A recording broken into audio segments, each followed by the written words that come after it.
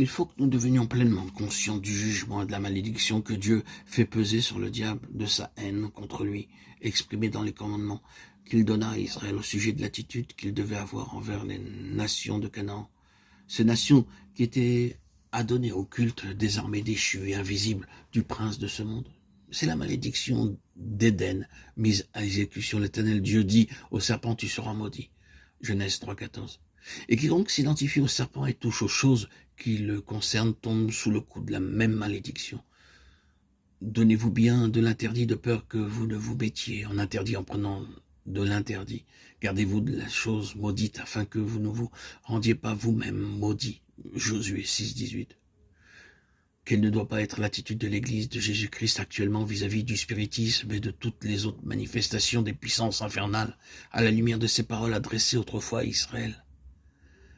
La guerre que Dieu conduisait en Canaan était dirigée contre Satan et ses armées. Car la religion de ces peuples-là n'était autre chose que de la démonolâtrie. Tout y parlait de communication avec les puissances diaboliques. Le pays était comme imprégné de ce que nous définirions aujourd'hui sous le nom de spiritisme. C'est la raison pour laquelle l'attitude du peuple qui représentait sur la terre le Dieu 3 fois saint devait être impitoyable.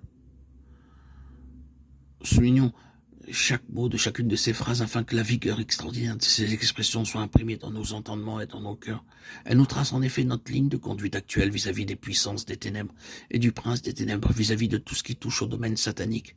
Notre attitude doit être la même que celle de Dieu à l'égard de ces armes infernales qui étaient comme la colonne vertébrale de la méchanceté des peuples de Canaan.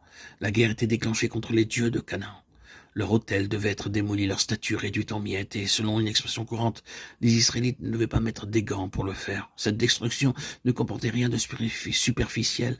Les mots abattre, brûler, démolir, avoir en extrême détestation ou abomination, dépeignent une action énergique des sentiments d'une violence extrême. Examinez ce langage de près et voyez combien il révèle la haine implacable de Dieu contre ces hordes infernales, méchantes, rebelles, qui ont leur demeure dans les lieux célestes, les dominations, les principautés, les puissances de Satan.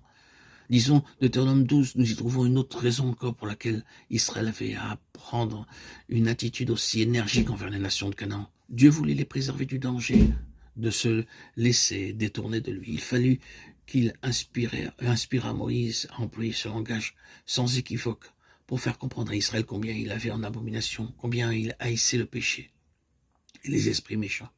Les méchancetés qui sont des esprits. Éphésiens 6,12.